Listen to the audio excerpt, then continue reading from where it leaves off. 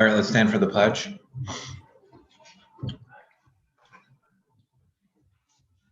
I pledge allegiance to the flag of the United States of America and to the republic for which it stands, one nation, under God, indivisible, with liberty and justice for all. As a way of respecting, honoring, and creating awareness about our past, we begin our village board meetings by acknowledging that New Paltz is on the ancestral land of the Munsee, Esopus, and Lenape people. And as always, you can check out our agenda and also the minutes for some actions that can be taken to help back up this land acknowledgement. And we're always looking for more suggestions, so please help us expand that list. Do we have any other announcements that we wanted to make this evening?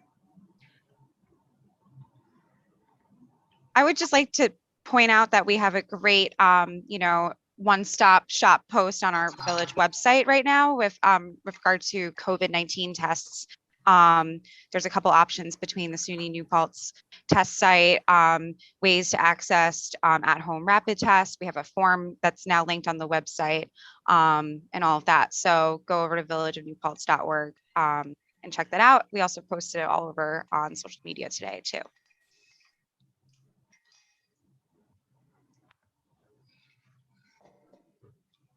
Great. So the intention for tonight was to continue our review of the two draft laws, the unreasonable rent increase law, as well as New Paltz's good cause law, which is a bit different than the other good cause laws that other communities have adopted. So do we have some specific items in either of these that we wanted to start with?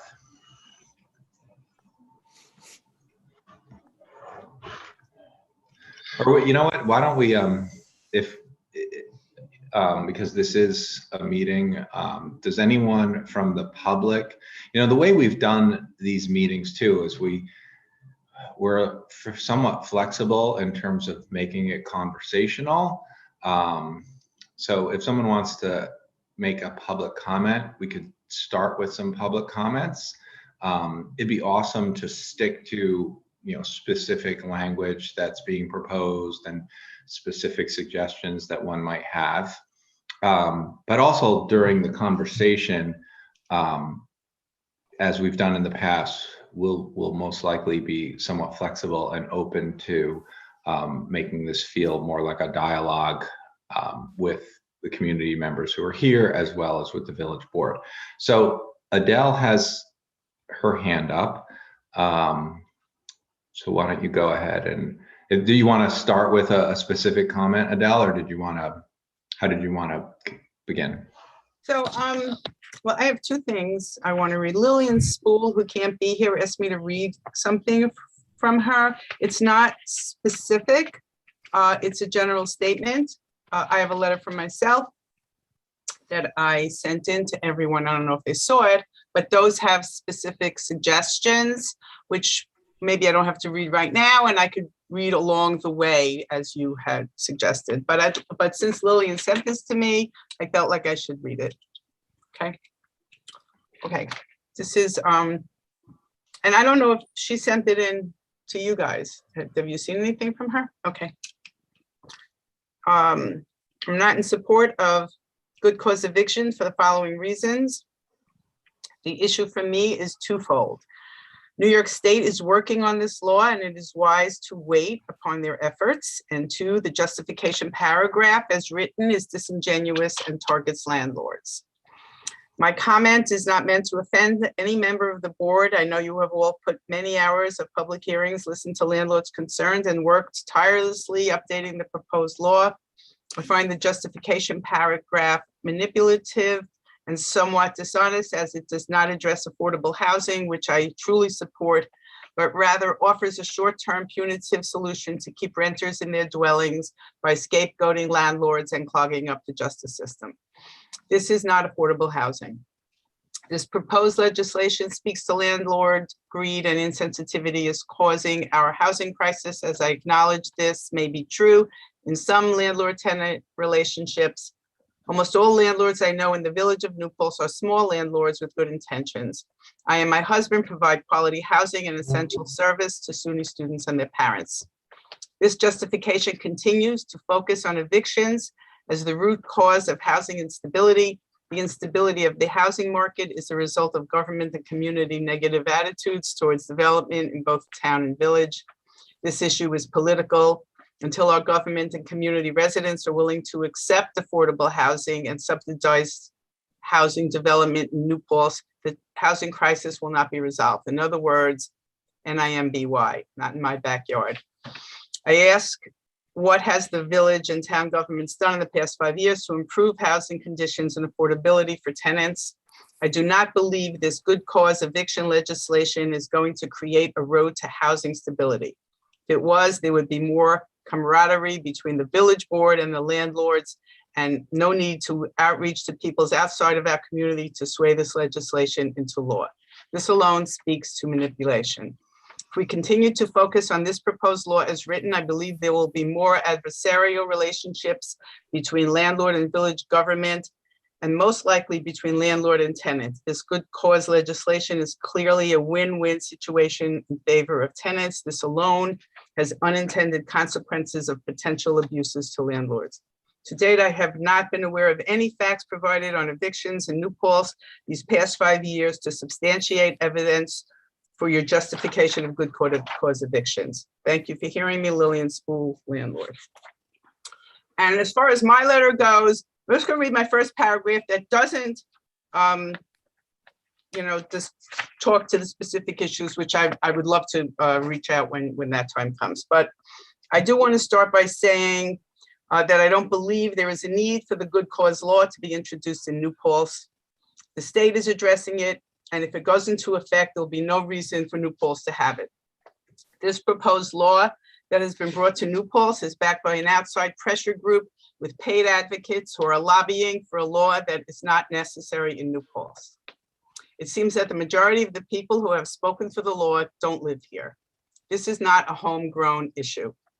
Evictions in New Paltz are rare, but sometimes necessary. There's no data to support the law, only very few anecdotal, one-sided stories, most of which cannot be verified. Non-renewals, where a tenant wants to stay and the landlord does not want to renew, are also rare, but occasionally necessary. I do not see this law as protecting tenants, but as holding up new tenants for securing housing because of unintended consequences in this proposed law. And then I have my list, which I'm happy to wait until those topics come up. Is that okay? Yeah, let's do that. Thank you.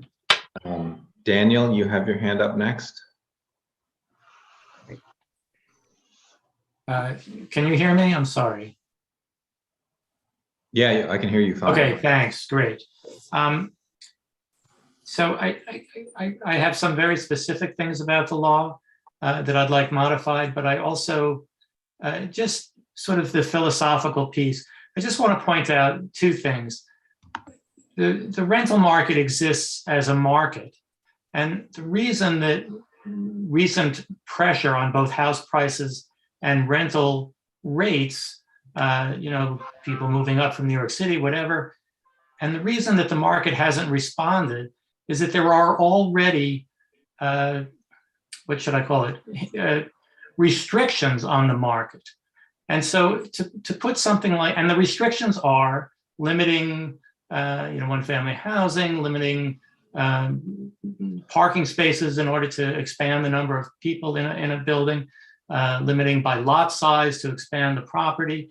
And I should mention that all of those actually have a history. There's been a lot of articles, there's Recline in the New York Times, in the Atlantic magazine, pointing out that blue states and blue controlled, democratically controlled areas have not addressed this housing problem. And some of these restrictions were specifically developed 40, 50 years ago, explicitly to be racist, explicitly to be classist. And it's inappropriate for New Paltz to keep having these. And those, I think, are the real things that would protect tenants. I mean, just personally, I have one building, 2 bedrooms in it that are huge next to each other. I could reconfigure them into 3 nice-sized bedrooms. I can't because there's a lot size restriction on the number of bedrooms in the house. to me, it's low hanging fruit, and it would be the more meaningful thing to do for tenants. I am going to have to leave fairly soon, so I just want to mention, and I do appreciate all the work that people are doing here, but to me, that's the much more important thing. I do want to point out that many people on this board probably are not in favor, for instance, of our previous president's rant about building a wall. This is a law that protects the existing people of New Paltz, as opposed to people that want to move here. It's worth thinking about. There might be some good parts to that. I think there are, but I think there's, we are limiting what landlords can charge in their business, maybe fair enough. So I think I really urge you to commit also to doing some of these other things. Yes, it would benefit me to have 3 bedrooms, but it would also benefit tenants. That to me is the real win-win. That said, we've heard about tenants in, again, one of these large properties, not the small landlords who primarily rent to students, who faced a large rent increase. So I am cautiously in favor of this law. There's 2 things I'd really like to see. I mean, the most important thing that I'm going to speak to is specifically section 129.34. It's all one paragraph, but the lines beginning the no fault non-renewal notice provided in the section, it's the last 4 lines of that paragraph, should be removed. To me, this is, in a sense, an escape clause. If a tenant is so horrible that I'm willing to pay them to move, then I should be able to do that. So that's, 3 months rent is a lot of rent. It's a lot of money. But, again, in the real world, good tenants, I'm dying to have good tenants stick around. It's the few and far between that are just terrible. And you've been given examples of that. And I just feel like, okay, at some point it's like, okay, I'm paying 3 months rent, goodbye. And we're parting, and they're giving 5 months notice. That's fine. Here's your 3 months rent. But I just think those last 4 lines should be removed. So it's clear that if it comes to that, that's one way to say goodbye. There's a few other things, but I'm going to stop there. Thank you very much for listening. Thanks, Daniel. On a random topic, I'm going to email you a piece of state legislation that's being considered that talks specifically about lot sizes, because I thought of you the other day with that. Thank you. Feel free to text me if I forget to send it. Sorry. Jane, you have your hand up. Yes, thank you.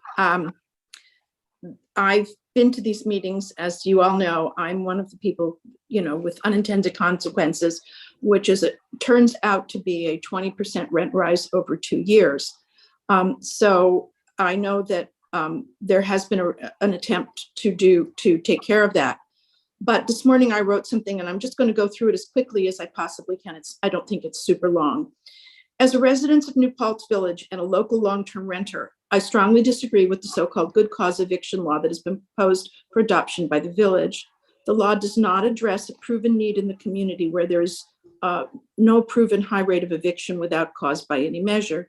It is an ideological proposal pushed by outside pressure groups, which are not well acquainted with the community. Of course, it is statewide, and that group is out of San Francisco.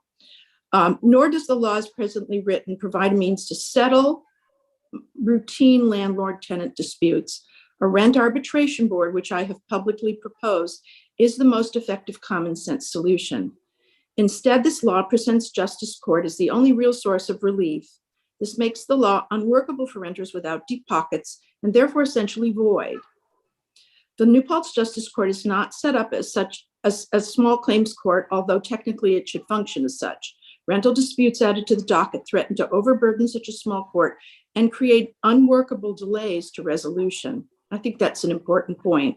In my experience with a landlord dispute, which I took to the New Paltz Justice Court, a lawyer was required. I did not have a lawyer, and the experience was not satisfactory on any level. Few village tenants engaged in a dispute with a landlord are able to hire a lawyer at $250 to $300 an hour, and that's what they charge around here. The only option the law provides for a settlement is justice court, which makes this law a Band-Aid, not a solution to beleaguered tenants. Forcing landlords to renew leases may give tenants the illusion of greater rights and more parity, which certainly I feel should be the case, and I can explain that. However, from a practical standpoint, a serious dispute with a landlord, which would arise from forcing a lease renewal, cannot end amicably. It would sour the best relationship. These issues must be taken into account before passing a law, because the rental market in the village of New Paltz is near gridlock and the housing stock is not high quality. More rigorous inspection and stricter code requirements could go a long way towards eliminating a great percentage of landlord-tenant disputes. Additionally, the law cannot address the root causes of the lack of affordable, high-quality rentals in the village of New Paltz. It's the national economic situation, as we all know. Many village residents can no longer afford to live in New Paltz due to no fault of their own. This is a sad fact that no law can remedy. Rental costs in New Paltz have risen nearly to the level of rental costs in large American cities due to the COVID-induced city-to-county migration, which we know. The rental market is not the sole housing sector which has undergone dramatic changes over the past 24 months. We've also seen a steep increase in the cost of homes in New Paltz Village, which have now become essentially unaffordable for folks with average incomes in the village demographic. If the village board is interested in good governance, it would do well to seek more practical solutions, which include code changes, more rigorous registration and inspection of rentals, and an accessible, low-cost venue for rigorous landlord-tenant arbitration. And I submitted that respectfully. I'm happy to answer any questions about my particular situation, which is not precarious, but extremely annoying, as you can imagine. And I did try to negotiate, and I was basically told, pay or move. No, there was no ifs, ands, or buts. And it's, even though it's out of scale, I argued, I think very successfully, I'm pretty good at that, about why there was not parity with the so-called market rate that my particular landlord was looking to achieve. I'm way over market rate at this point. So that's my statement, and I thank you. And I feel the law that's trying to restrict the increases has basically set the increase, because when I asked for a 2-year lease, it came back, okay, we'll give it to you. It's a 5% increase. So that's 20% in total. So that 5% is way more than it has been in the past. Although that might not be a function of that, it's directly tied to it because it's the exact same amount that was suggested by the law. So that's all. Thank you. Does anyone else from the public want to make a comment?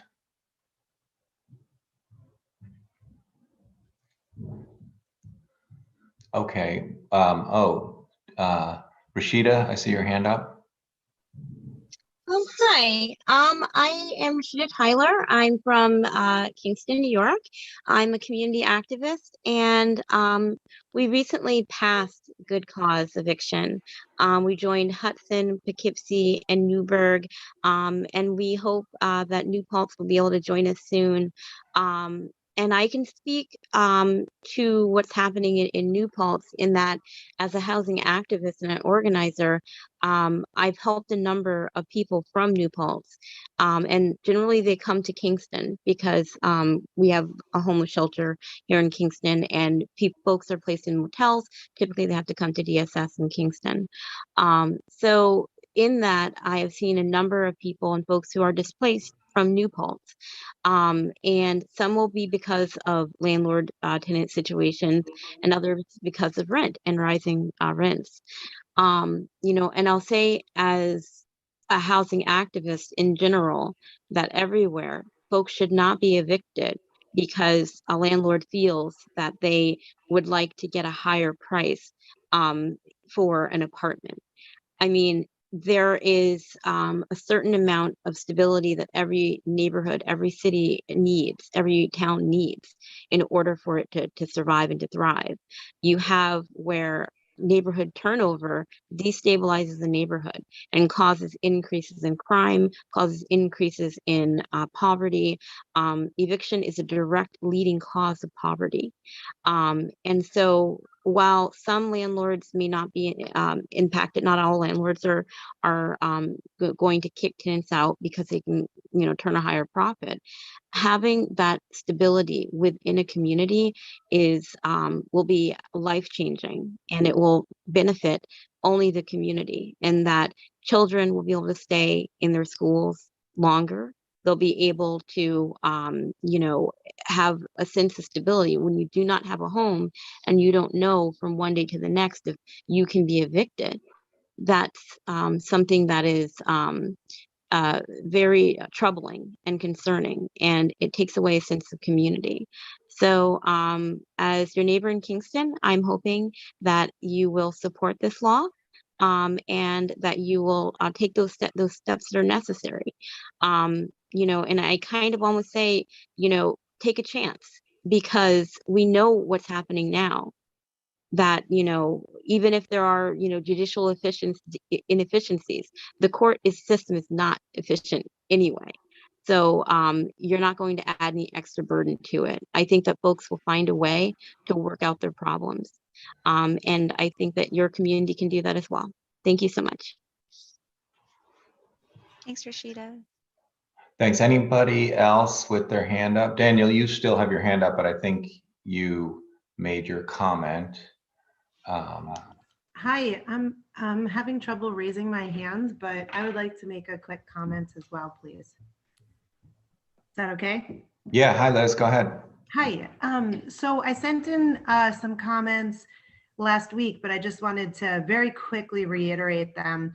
Some of what has already been said, what Daniel was saying about the bedroom limits for the zoning, I definitely wanted to echo that. I think that a lot of landlords have available space that they're legally not allowed to rent out. And so I think that that could definitely open up more housing to people if that was reconsidered and looked at. So that was one thing. Another thing is in section 129-33, paragraph 7, this was referring to only being able to give one unit to your family. And I just wanted a little more clarity to know, because like many people, I have more than one child, and I also have aging parents and aging in-laws. And I feel that it's really overly restrictive to tell me, as someone who, owns local property, that I can only, at some point in my life, if it ever comes up, that I can only kind of say, well, yeah, I need to make space for my daughter or for my son. So I thought that that was something that I wanted to get some more clarity on. And I also wanted to see if maybe that was possible to say something like 1 per year, or 1 per building, and kind of just hone in on that detail a little bit more. I also did want to kind of respond to the person who spoke just before me and say that, we're all, or at least I could say myself and my husband, are totally on board with much of what she's saying. And we are on board with the, I want to say it right, unconscionable rent increase law. And you really have no issue with that, because our issue is not about raising rents. It's about stability for ourselves and mental health and relationships between tenants and landlords, and having the right to contract freely with who you want to, rather than being unfairly stuck in a lifetime relationship. So I just wanted to kind of raise that a lot of the landlords here are completely comfortable with the rent cap, but are really taking issue with a lot of the unintended consequences with the good cause eviction law. And then another one that I wanted to mention was paragraph 11 with the substantially identical lease. I just think that that's a little problematic, because I have current tenants who, you know, potentially, I mean, there's just a lot of scenarios. There's, you know, not moving cars for plowing, and there's just things that come up that you learn someone and you adjust things so that everybody can live their lives the way they need to, and be able to move forward in a more peaceful way in future leases. So sometimes you just need to tweak things so that it works for all parties if a lease isn't working in the exact way that you initially you put it together without really knowing people. And then lastly, I also want to agree with Daniel on section 129.34. There's something at the end that basically says, so this is supposed to be the escape clause for the landlords, that, you know, spending a 3 months rent to get someone out is not anything that a landlord would take lightly. So in that scenario, that we really need to do this, because that basically blows, there is no profit for that year. You are done. You are losing money that year on that tenant. But if you need to do that because you need to get out of this situation, but then they can just say, no, I reject that. That kind of doesn't make any sense. It's just better to just not have that clause whatsoever, rather than have the end saying that a tenant can reject it. So anyway, that was just some things. Thanks so much for holding this workshop. I really do greatly appreciate it. Liz, I don't think that, where does it say that the tenant can reject it? Because that's not the intention of this escape I'm so sorry. I don't have it open in front of me, but I remember reading it and like maybe the last 1 or 2 sentences of one. But that's not at all how it's supposed to, that's not at all how it's supposed to work. But doesn't it say that, from my memory, I'm sorry, I looked at it last week, but it says something that then you have to provide the tenant the information that they can reject said relocation payment, right? Isn't that what the last line says? If I can So- jump in, it's the literal last sentence of that paragraph. It begins Yeah. with the no fault non-renewal notice. And it's on the printed copy, it's the last 4 physical lines. And The part of it- no-fault non-renewal notice provided for in this section must include plain language affirmatively advising the tenant of their right to renew their tenancy and thereby reject the relocation payment offered for the no-fault eviction, and the tenant's consent must be provided in writing, and that the tenant may not be subjected to retaliation for such rejection. So that's because this the relocation payout for a no-fault eviction, that applies only like to everything else, you know, if it's someone who there is no good cause for removing them, right? So you have to still let them know that the law still applies to them, but you want to get them out. Here's the, you know, relocation thing. You still have to inform them about their rights under this law, is what that says. So they could still reject it. Technically they could, which would then trigger going, you know, to court over it. So then But I don't see anyone actually doing that in a real life scenario. I think, you know, that's why we created this. But if they are in good standing, according to the first part of, you know, the law, they've had at least one renewal, they're in good standing, and there are none of these good causes that apply to the situation. And therefore you're going to use the no fault eviction thing. You still have to let them know about their right. That's all. Well, it's not really. Look, Alex, that's never been my understanding of why this exists. This exists because there's no good cause not to renew. So this is that kind of nuclear option. The tenant should not be able to say no to this. This is basically a special situation where they would have to vacate the property and receive the payment. You can't say like the right doesn't apply to someone who has been renewed at least once before, is in good standing, and there's no good cause. You know, you still have to inform them of their right. Well, in Well, a- then in a what's the That's what point that of then what's the sentence point is. of this section? This section is to give that option to, not have a good cause to remove them. But there's really no way, like you That's can't, that's never been my understanding of why this is here. I mean, I understand like exactly what you're understanding, but that you still have to inform people, like where this is coming from, like you have this right to renew. There's no good cause to not renew with you, but I want to do a no fault eviction. I mean, we could take a look at, another look at that, but that gets weird when you kind of say like, you don't have to inform people, like you take away the right that's granted in the rest of the law. You know what I'm saying? Like, there's no way, like that just doesn't make much sense. In order to include this option, you have to still tell people that like, well, under this law, you actually do have a right, to first refusal.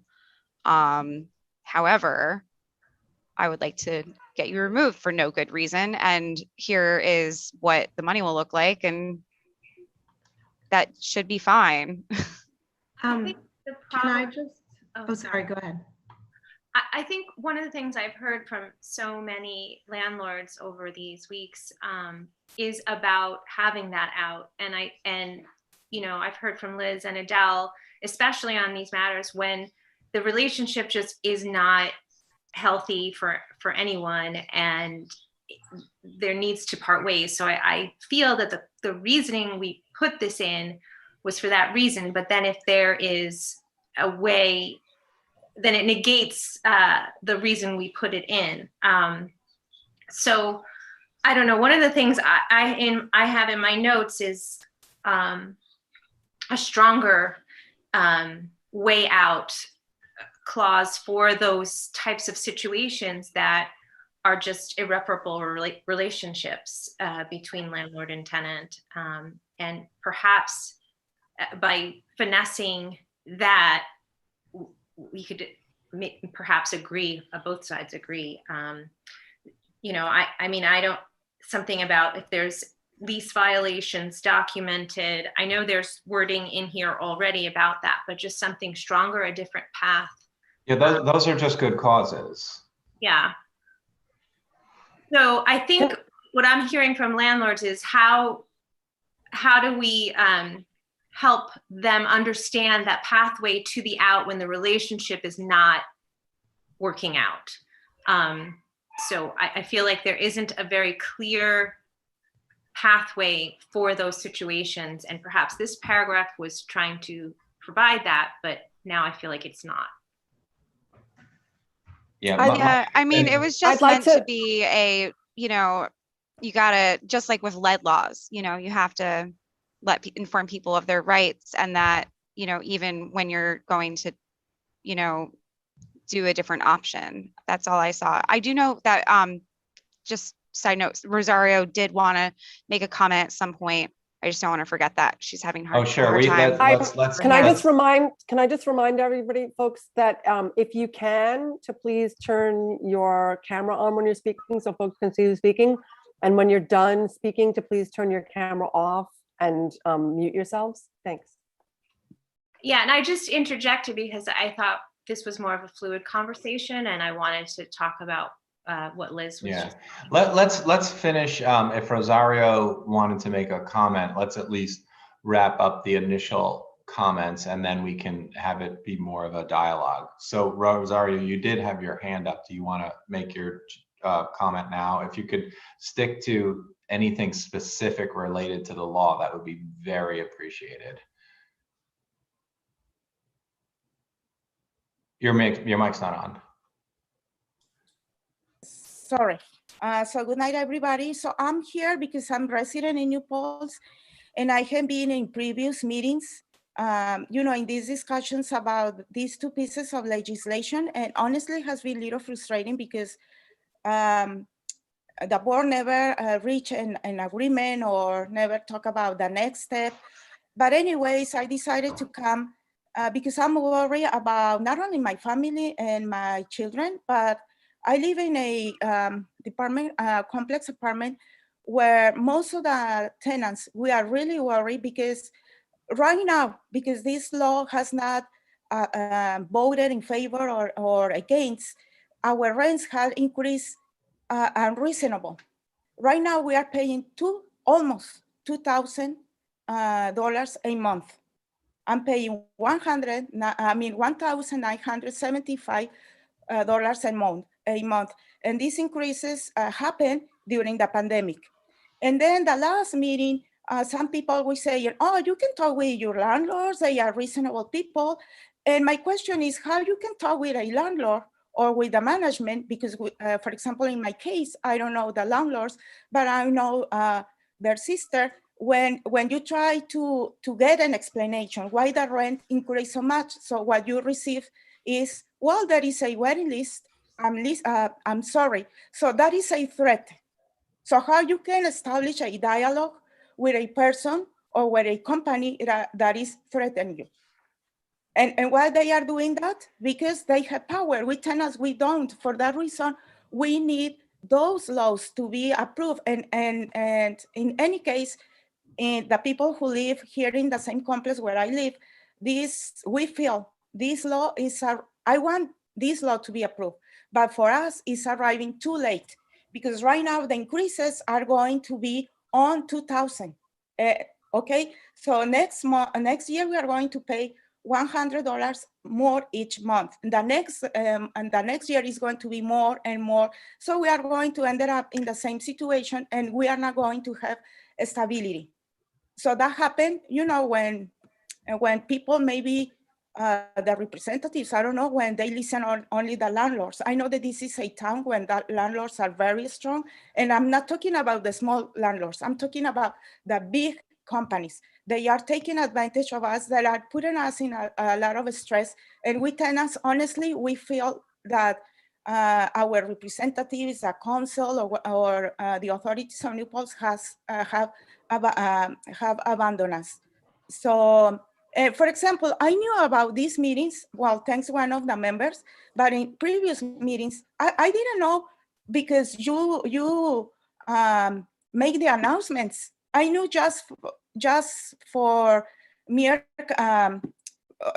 like Azar, because somebody told me, and there is never like announcements like, hey, people, we are going to have these meetings. It's like just few people know about it. Maybe it will be a good idea that you make these meetings public, to advertise in the whole town, because it's like very secrecy. I don't know, it's our feelings.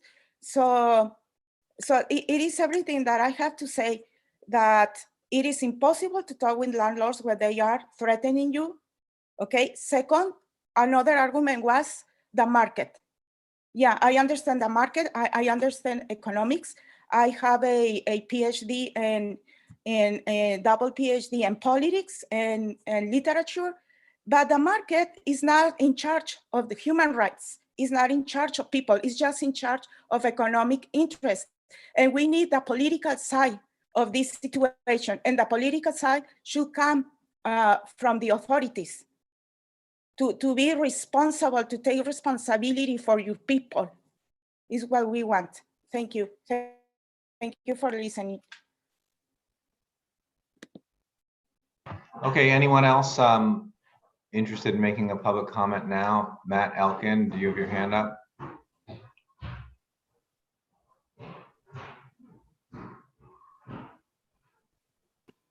Hi everyone.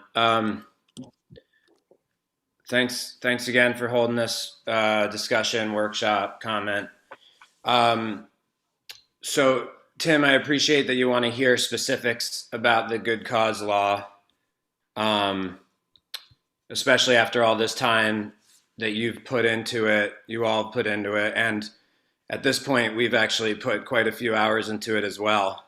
But there was something that Alex said that I just wanted to comment on, and then Rosario said something too.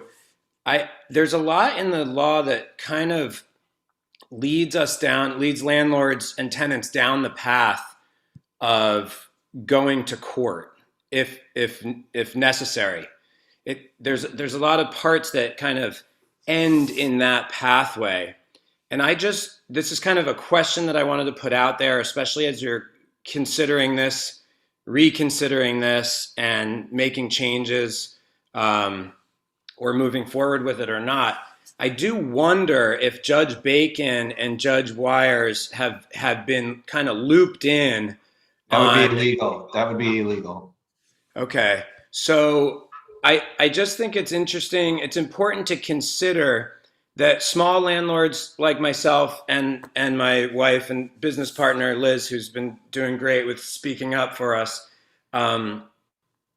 we don't want to go to court and we don't want to hire lawyers. And tenants don't really want to do that either. So I just really want to consider how laws just kind of draw that process out, and kind of make it this burden on the small local court, when it really doesn't have to go there. And so I know this is general, and I did mention that, Tim, and I apologize, but it is kind of something that's broad stroked across the whole law. There's a lot of burden on the local town court. And right now, with the eviction moratorium being over, and then maybe coming back, everybody's talking about backlog for whatever year or more. It's going to be a mess. It's going to be a mess for a lot of people, a lot of places, and especially small towns. So just one more part to that is that Rosario was actually mentioning the big companies, and I think the big landlords. These people are going to be maybe okay to get their legal counsel involved. And again, tenants don't have, we have Mid-Hudson Legal Counsel, whatever the name is. I'm sorry if I misspoke. They're going to have them involved, but then the bigger landlords are going to be able to ride this out pretty decently.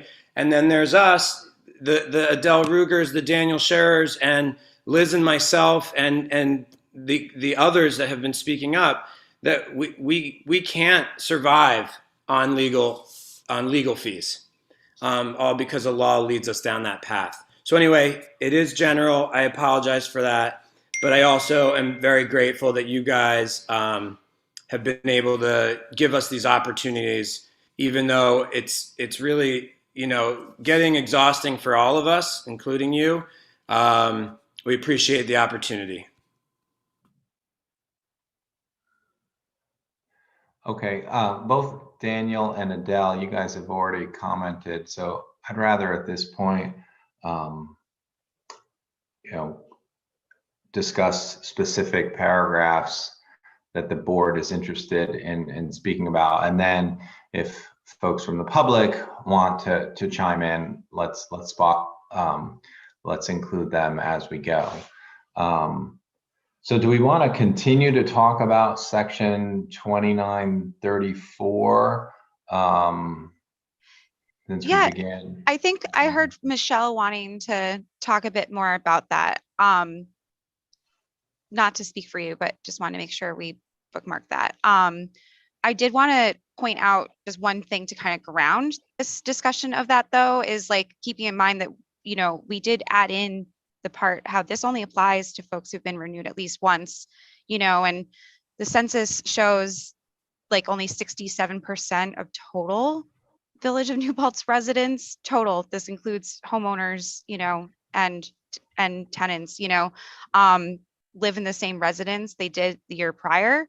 71% by the latest census of total Village of New Paltz residents are renters. These stats are not applying to, the college dorm tract of the census and stuff. So, really thinking about how many people this applies to, it's a very small amount, so just keeping that in mind, there's not going to be any sort of big court backlogs or anything like that, and that's kind of, I think that kind of helps ground looking at some of these clauses that,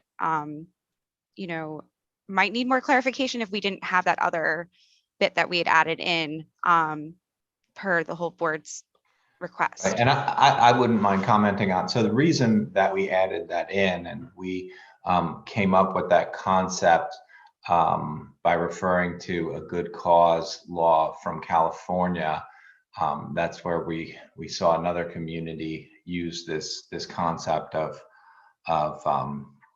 not having good cause rental renewal go into effect unless a person has already been renewed once.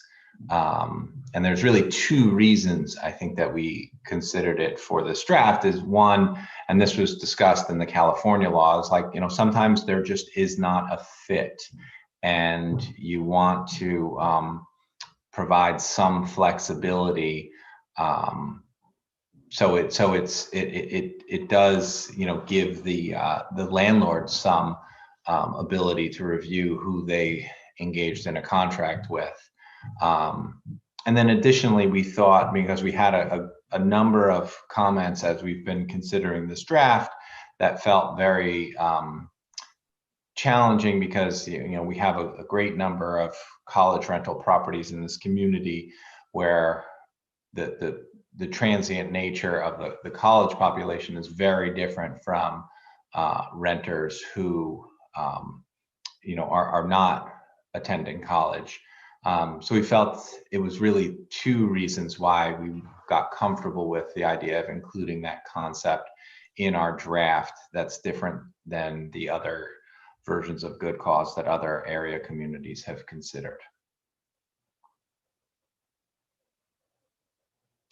But my understanding of this idea of the relocation payout, it's similar to the thinking that created the Zoning Board of Appeals, you know, plus 100 years ago. So when zoning did not exist, and then it was introduced, the concept was to, you know, create some sort of safety valve mechanism. So that's where you can go and appeal an interpretation of zoning laws, and you do that via the ZBA. The ZBA is basically the safety valve for the planning board, and it's really for what if scenarios that we really can't anticipate. And I think that's the reason that we have this relocation payout in here.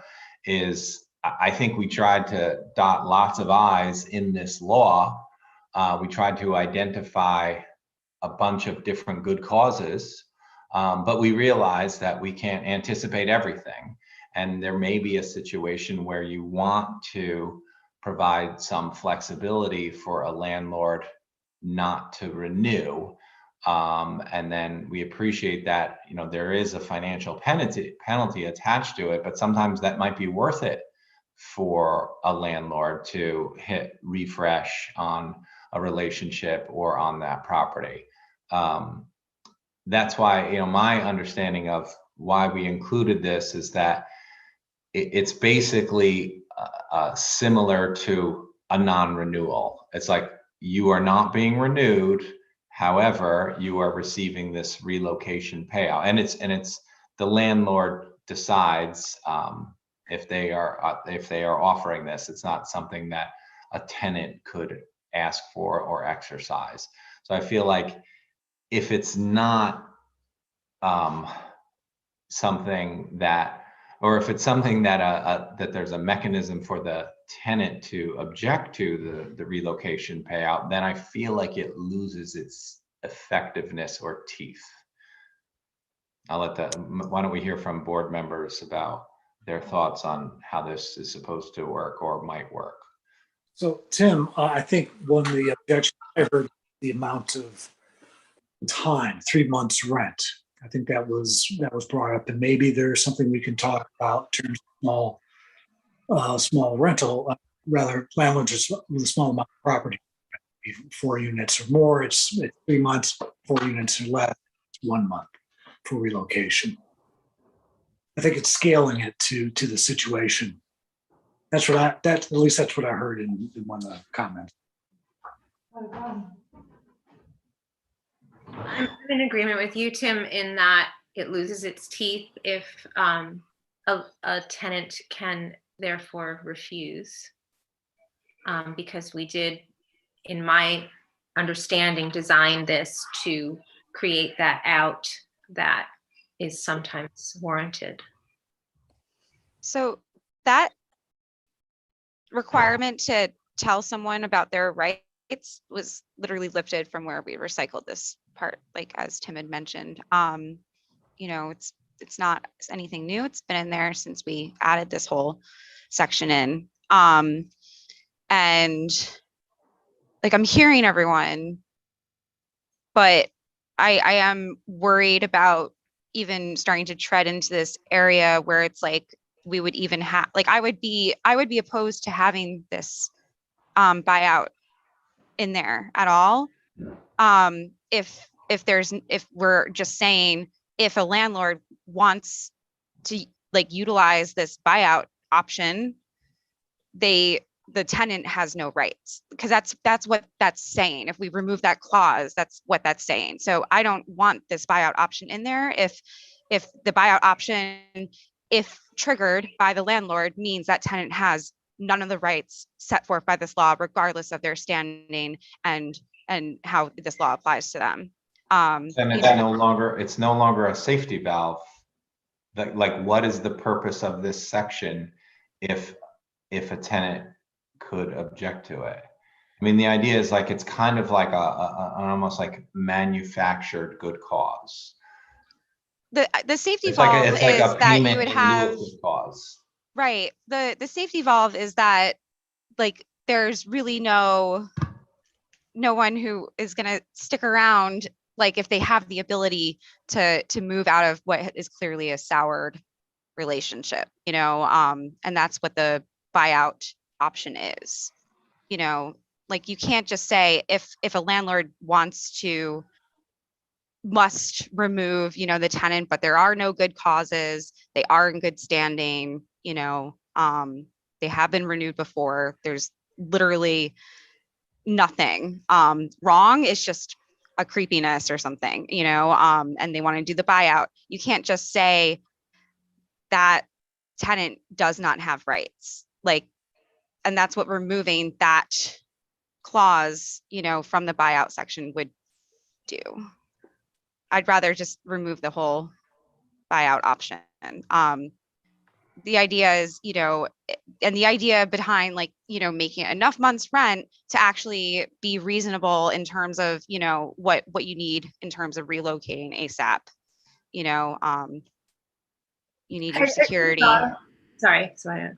I'm just having thoughts. So just hearing from a lot of our landlords are own just a building or a couple of rentals or what have you. So Liz mentioned earlier that should she have to go to a buyout situation, that would just crush her profits, or, you know, she would be in the minuses or whatever. Sorry, I don't mean to quote you exactly, Liz, but something to that nature. So in thinking of that, that's perhaps saying that a small landlord might just not use this option because it just doesn't make sense for them. So perhaps this option could be abused by larger scale landlords who have multiple buildings and a lot of money to get people out.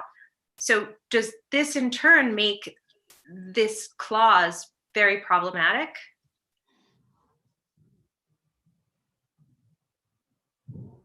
Stana, you're muted. I don't know. I saw you. No, I just said, interesting. I saw your eyebrow. I found the point that Michelle made very interesting.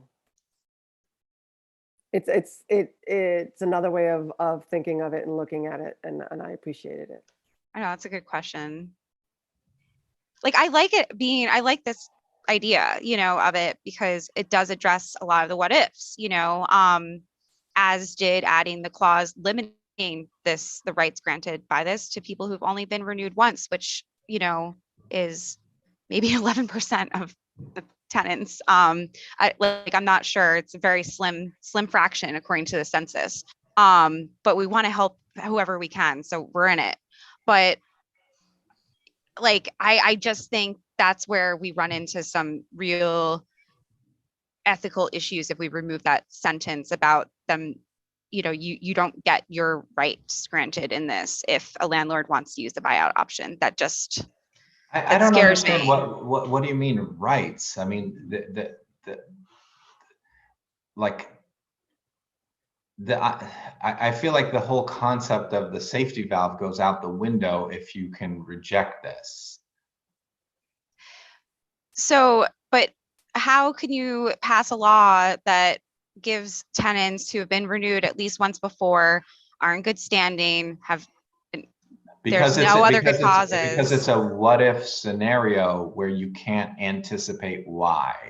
It provides that safety valve that you can't put your finger on right now. Otherwise, if we could put our finger on it, we would list it as a good cause.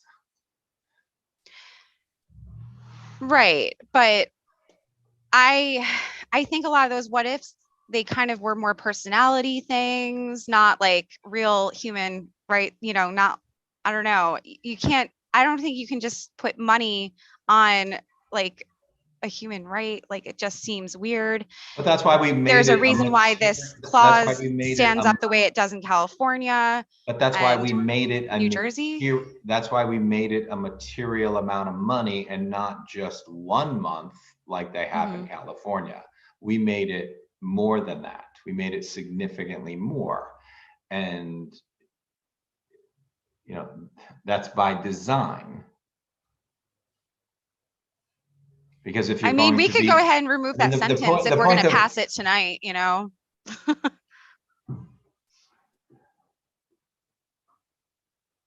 I would have reservations that I just wanted to get on the record.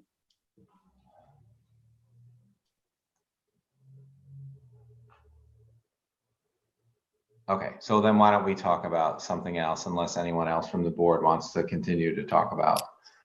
I would actually really like to talk about, well, unless someone else wants to talk about this more.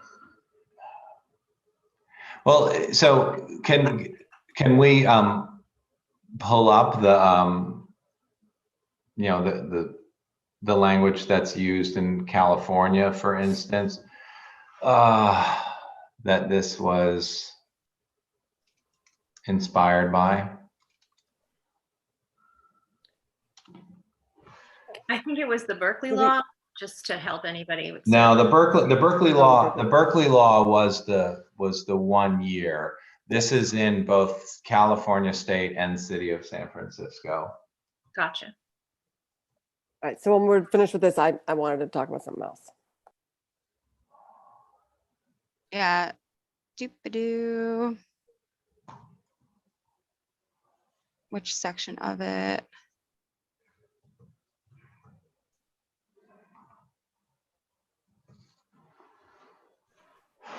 While we're looking, can I bring up something else or should I wait?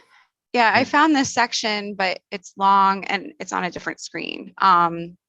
But here, I can email it.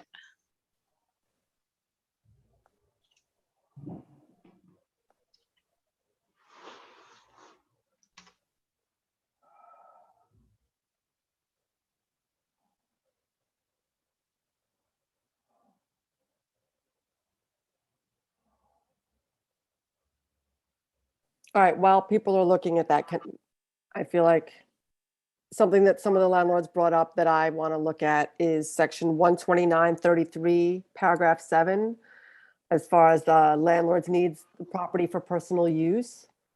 And it says the landlord seeks in good faith to recover possession of a housing accommodation located in a building containing fewer than 12 units because of immediate and compelling necessity for their own personal use and occupancy as their principal residence, or the personal use and occupancy as principal residence of their partner, spouse, parent, child, stepchild, father-in-law, or mother-in-law, when no other suitable housing accommodation in such building is available. This paragraph shall permit recovery of only one housing accommodation and shall not apply to a housing accommodation occupied by a tenant who is 62 years of age or older, or who is a disabled person. So So look at housing accommodation as defined earlier in the law and also in our code. And then in that paragraph, it starts out by saying one housing accommodation located in a building with fewer than 12 units. Does that clarify a bit? I think it's all addressed pretty well, you know, Well, it the- like the matches our question is- code.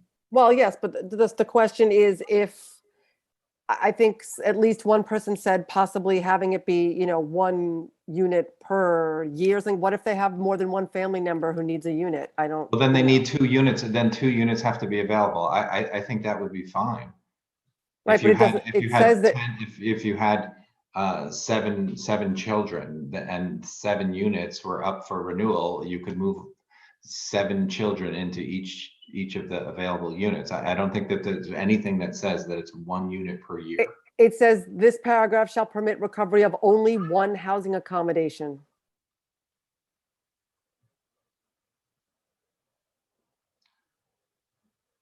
And then it also says shall not apply to a housing accommodation occupied by a tenant who is 62 years of age or older, or who is a disabled person. So, I mean, I'm fine with that, like protect the senior and the disabled person, flat out. Mhm. Just keep that in there. Mhm. Yeah, I'm not understanding what needs more Well, I don't know. clarity. Well, because it says you're only allowed to do it for 1 unit. And what if they need more than 1 unit? That's what I'm saying. Where does it say that? I just read it. Hold on. This paragraph shall permit recovery of only one housing accommodation. Yeah, you can't get 2 housing units when one person need, you know what I mean? I don't know how to play the but what if more let's than- rephrase 20 times game. Sorry. I don't know what's not getting translated. What I'm saying is, what if they need more than 1 unit? What if? Do they have more than 1 child or Right. father-in-law or mother-in-law? And that's all going to happen all at once? It's possible that in 1 year, 2 kids could need to move home. It's possible. I'm just. I don't know.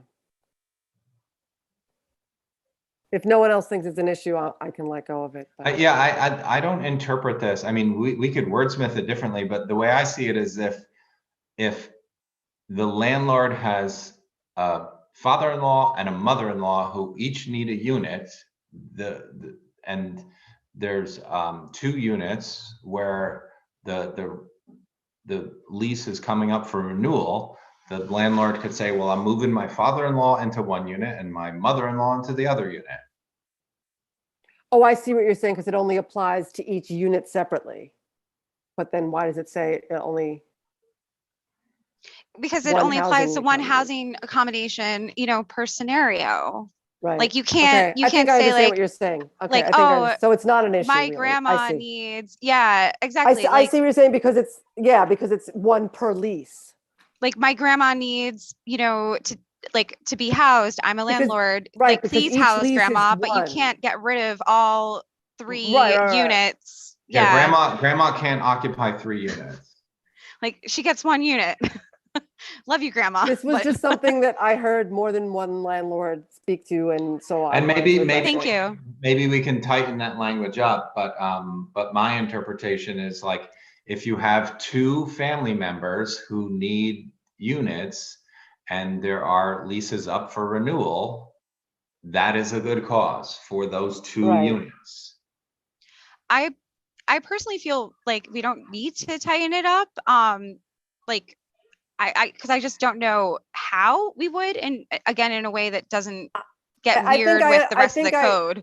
I think I understand it differently now, because I think it's really 1 per lease, and so those are separate leases. So I understand what you're saying. Like you can't, basically this I is got saying it, you I got it. can't clear out a whole building full of many different units with many different leases and stuff just because of, you know, grandma. Like you need to have, I think I understand. it's like I a got it one now. per sitch. Yeah. That's why, Hey, that's why guys. it's going to talk it out. Guys, it's Matt. Can I just make a quick comment on that one thing? I've been quiet all night. I would just say the way to handle that Can particular you turn problem- on your, can you turn on your camera, Matt? Yes. So I would just say in that thing, you could just say, let's see, own personal use. The paragraph shall permit recovery of only one housing accommodation, per claim or per claimant, something like that. One housing accommodation per relative. You know what I mean? Just like I have heard this a lot from people that they're worried about this. It's so easy to fix. One housing accommodation per, relative. I think I appreciate that. So I think it's important though for us all, everyone to kind of view this as like, each scenario, like each lease, basically, because you're not going to have multiple, if we start putting sections in here clarifying per claimant or per whatever, then that kind of thwarts like the whole law, like all the different good causes apply one, like you take one scenario, one lease renewal, that's about a unit, right? And then I think we're talking about, I'm sorry go through it. Go ahead. I was just gonna so say, you like, go we're talking through it about all. a 5-unit building or something, right?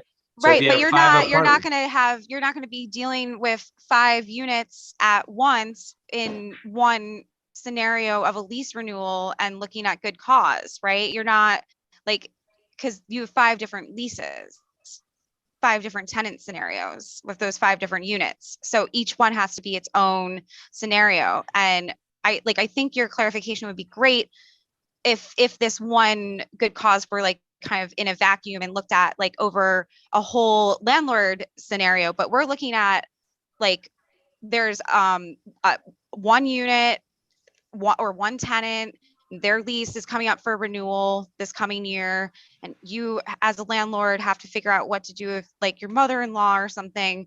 You're only looking at one at a time, that one lease that's up for renewal. You're not looking at the whole building worth of leases at the same time. That's not how to look at these different good causes. They're each per a lease. Well, I think that this clause 7, though, if we're talking about it logically, does apply to buildings with less than 12 units, correct? It does. Yeah. And so what I think the concern is that if you have, a 10 building apartment or an 8-unit building, and you're using this clause because you've got a kid that wants one, and that's good cause, then what if you have another kid that needs one, or a mother-in-law or whatever? That's fine. That would think pertain that to a you could different apply lease, it is to what it's both of saying. them. But Matt, the what way it's it's saying is written, it seems to keep it to just 1 unit per building, it seems. No, I don't they're agree. saying We're per talking lease. per They're saying per lease. lease. So that's why I understand what they're saying. And I think it was just read incorrectly, because for each lease, it would be a separate thing. Okay, but if it's confusing to Matt, it might be confusing to other people. So could we just add in some language, like a sentence, just to bring a little clarity to it? Okay, I see what you're saying. If we do that, then we have to do it to every cause. This paragraph should permit recovery of only one housing accommodation per relative. What about that? Does that solve your problem?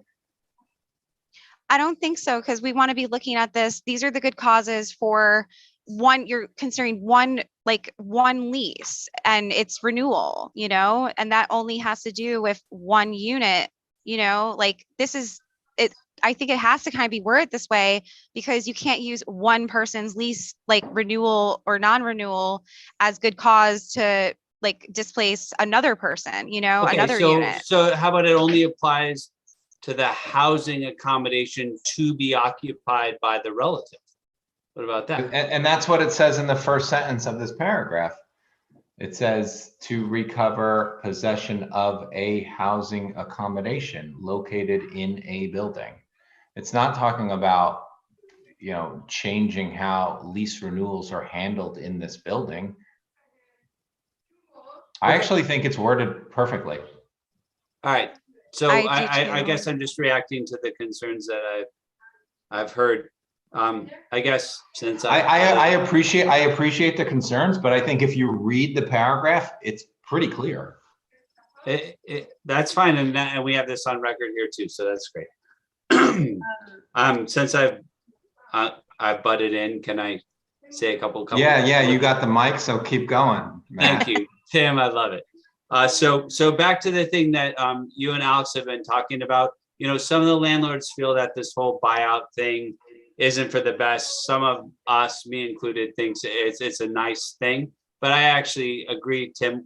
However we do it, there's no point of it unless it's at the landlord's option.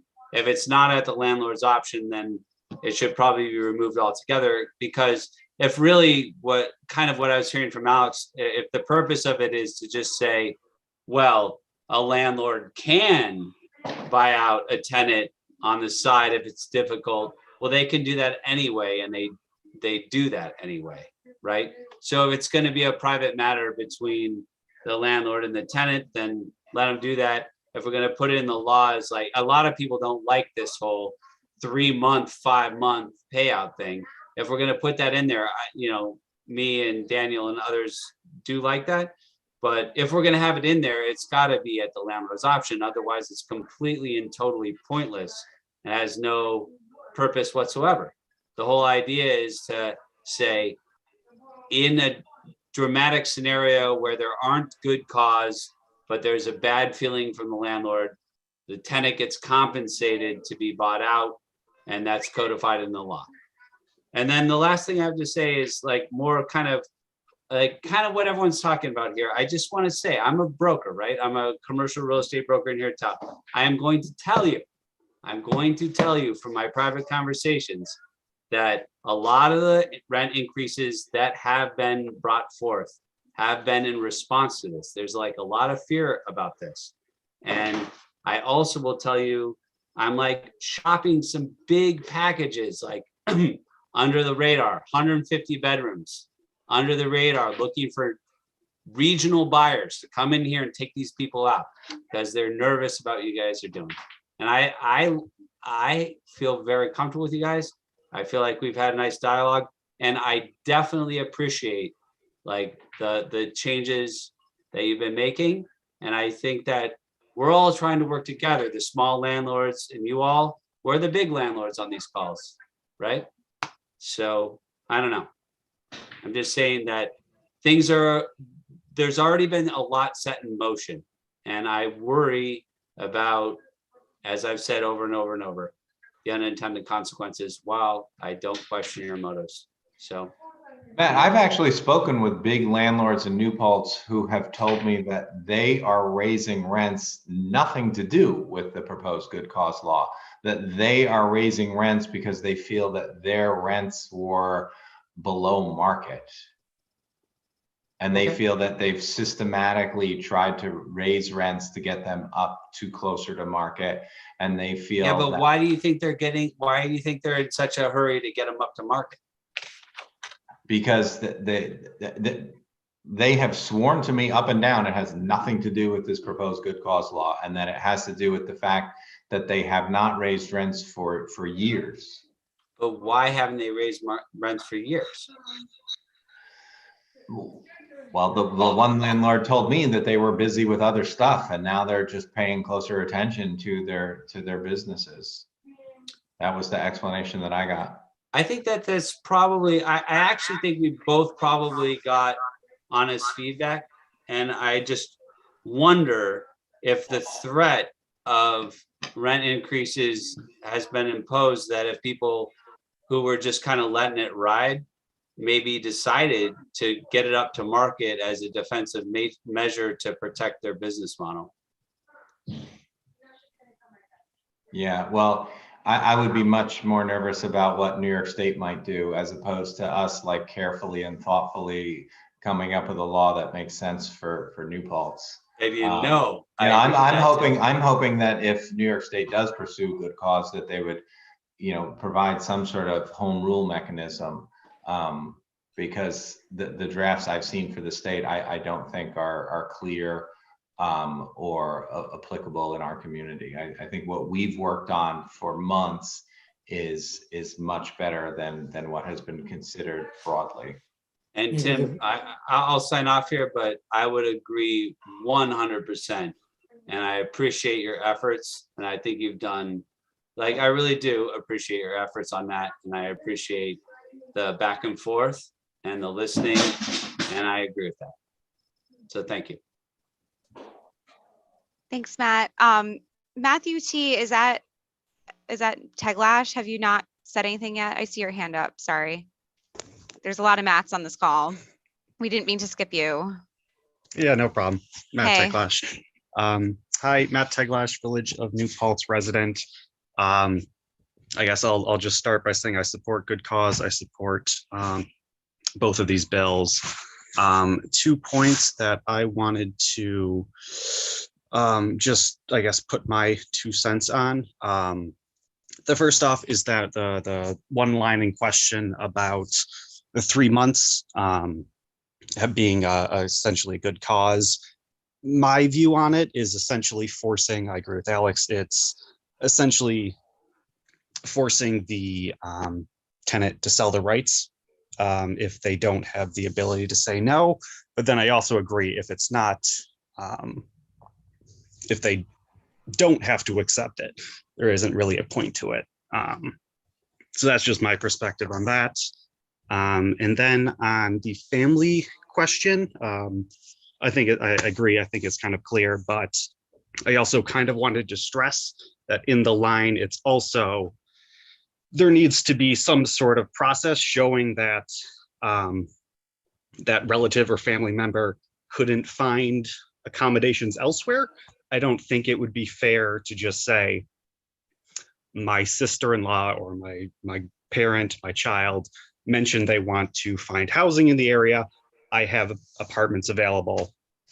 You need to, I'm not going to renew because my family wants to take it. I think there needs to be some sort of process showing that that family member either immediately needs housing or they've made a honest, good effort to find housing elsewhere in the area, haven't been able to, and now this is their last resort.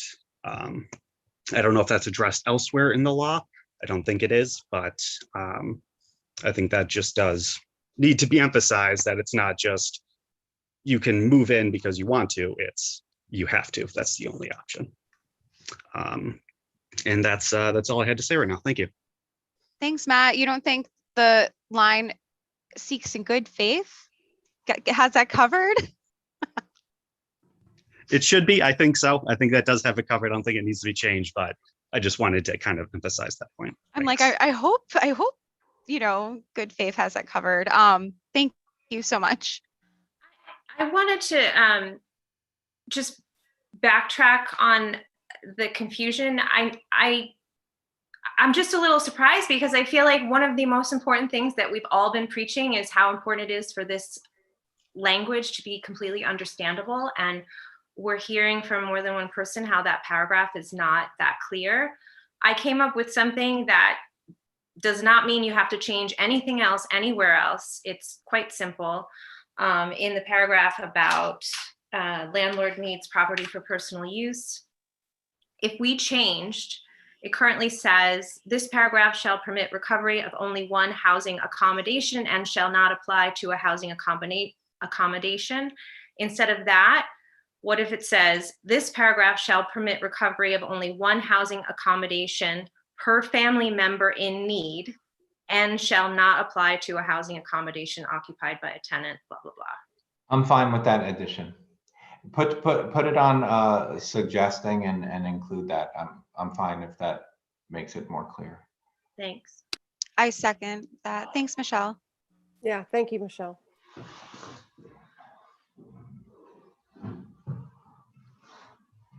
Bill, you're okay with it? Yes. So either someone sent us, someone on our board sent us the San Francisco law regarding the relocation payment. So is there something here that's similar to this sentence that we're wrestling with? I didn't see it. Let me see.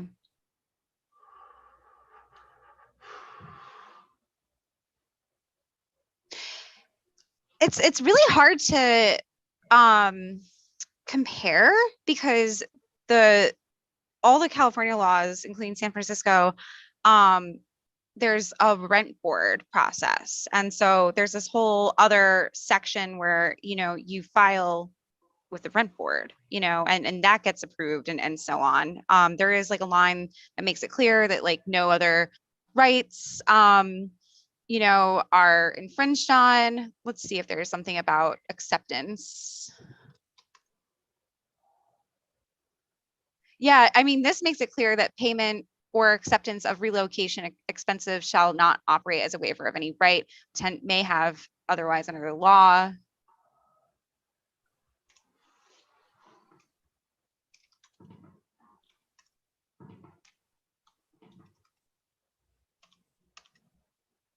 But yeah, it's a slightly different process because it gets, like the dollar amounts are pretty much the same. The concept is like very much the same, but it's more so like you file this with like the rent guidelines board, and there's like kind of a go between rather than it being what we have here in our municipality, which is, it's tenants and landlords relating with one another and navigating lease renewals and lease non-renewals and the terms therein. And, I don't think the power of the buyout clause is at all weakened by having to notify them, of Yeah, notification coming is from. fine. It absolutely needs to be memorialized in writing, 100%.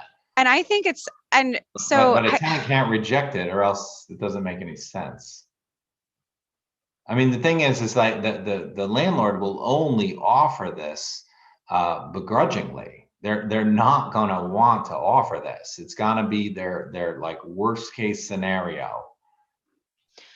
So is there a way we can kind of quickly, without changing the meeting too much, like have that, like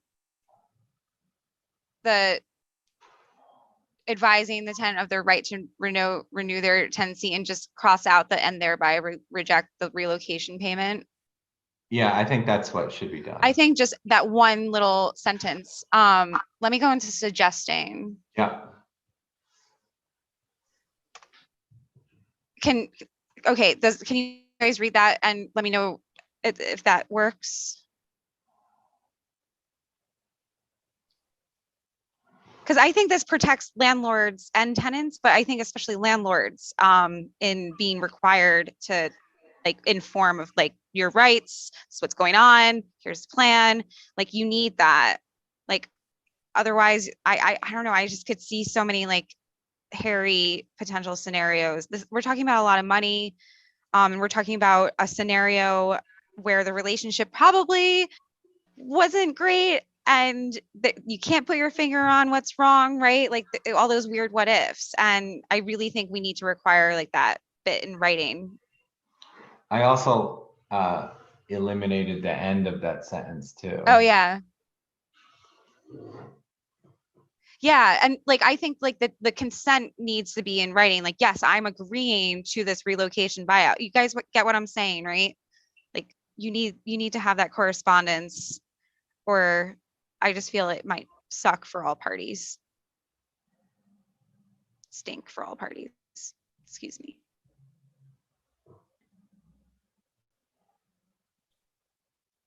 Are we allowed to make comments at this time? Hold on one second. So I think we need an and in here. So it should say, advising the tenant of their right to renew their tenancy and that tenant's consent must be provided in writing. Does that address what you were just saying, Alex? Yeah, I just added a period. There still was a period there. Okay, then you got two. Got rid of one. Sorry. So can everyone just like reread that sentence?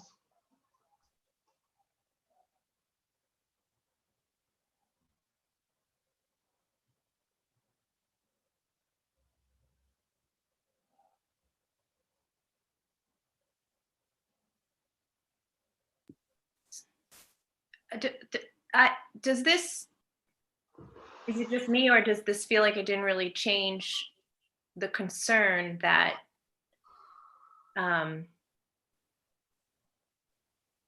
it takes away from, like, a tenant can then reject, and that it takes away from the whole point that I thought we originally put this in?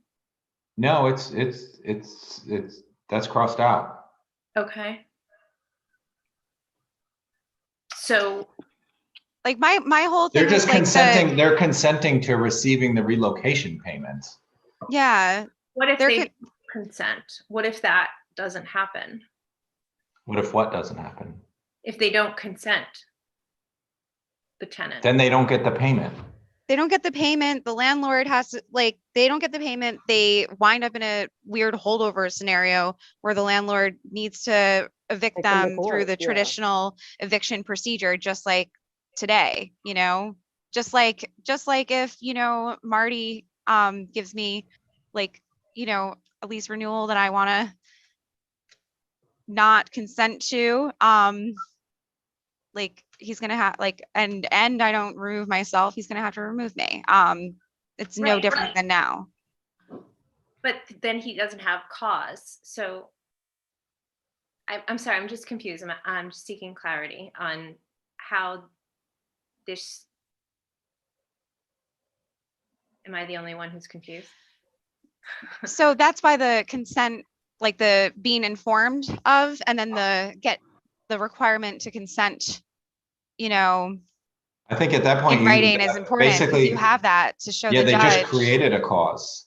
The landlord just created a cause by offering the relocation payment, the tenant saying, no gracias, now there's a cause. Tim just said it. That's exactly it.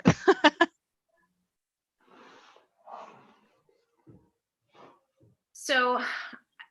And sorry, I just want to finish that sentence. That's why Tim the said it, consent is so important. but you need the paper trail. You need this, so let's say you take the payment and then you don't leave.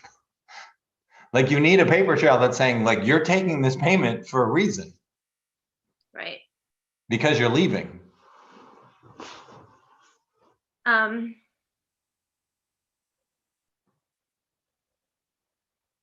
Are we not concerned about the point I mentioned earlier, that this is a clause that could be potentially abused by landlords with a lot of money? I think that both small landlords and larger landlords are functioning in the same world. They both have the same, you know, goal of making money. I don't think that this concept or this fear that larger landlords, you know, I think it's a little. I think smaller landlords also have advantages that larger landlords don't have, like that they can be communicative with tenants. I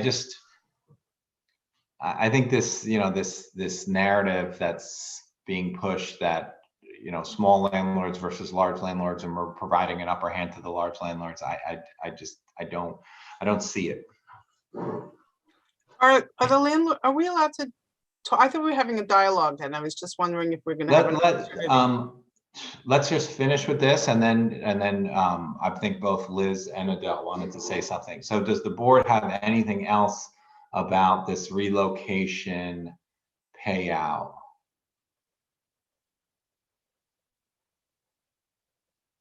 Besides this concept of, did we create some other unintended consequence? I do want to stress, like, a point that I've made a lot these past 9 months or so. You know, I do think, like, and why this relocation buyout, like the way it's written, and the amount and all of that makes a lot of sense, because like, I guess Tim just said it, so never mind. But like, there's this process that's laid out. It's like this last chance scenario. There's a paper trail thereby created, so any of these other what ifs like are easily addressed by other good causes, if it gets to that point, and like I really think like it just kind of creates that kind of loop, where if something goes horribly awry, a tenant is like, no thanks, you can't buy me out, I'm not going anywhere. You have that paper trail now, and then all of a sudden you have them not, agree, like all like go way up to, all these other, you have a tenant that's like violating terms of the lease, you have tenants not paying rent, suddenly you have like, you basically trigger a fight, at that point. So I it's already addressed elsewhere in the law, if that makes sense, if things do go that awry, and I don't really foresee that happening. And this is a last ditch scenario for someone who cannot find good cause otherwise. Do we want to hear from Mark? Oh yeah, Mark has hasn't spoken yet. Hi there, everyone. Thank you. My name is Mark Gavigan. I'm a landlord at 41 South Chestnut Street. And regarding section 129.34, the second paragraph, the no fault eviction relocation payment of 3 months rent, plus 2 additional months rent if the tenant is 62 or more years old, disabled, or has children, that's 41% of the year's rent. And an unintended consequence of this will be dramatically less rental housing for anyone 62 and up, disabled, or who has children. Even 3 months of rent is a lot of money, and that incentivizes tenants to game the system for a windfall payout. The maximum amount for this no-fault eviction should be 1.5 months of rent. It's a meaningful amount of money without creating this huge incentive for bad behavior. It's really easy to create a wish list of things that you want and then put all of the burden on someone else's shoulders. And we were just talking a minute ago, this January 12th meeting, a woman, Rachel, her last name Labare, she described a situation where she had a stalker in her building. That person would not have been able to be gotten rid of except for paying that person 3 months rent, or if they happen to meet one of those other classes, 5 months of rent. Why do we have to buy these people out? A lot of these dangerous situations are not covered under the scenarios, even though it's hard to envision them. We actually just heard from one on January 12th. So thank you very much. I didn't mean to interrupt you, Mark. Very sorry. Sure. I just, I think that was a good example though, because in that case, Rachel's case, actually there's a long paperwork trail, demonstrating quite the opposite of that claim.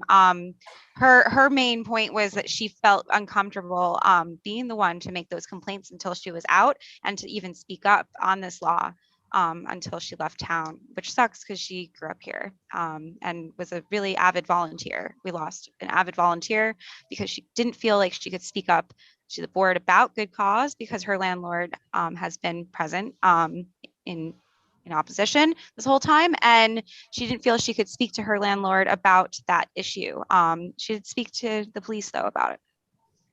Well, there are a lot of other scenarios, and obviously you know that one very particularly, but a lot of other scenarios that can arise where we don't want to have this, I don't want to have this person in the lives of all my other tenants, and I can't exactly pinpoint to a judge, here is precisely the section of this law where this person's in violation, so I can get rid of them for good cause.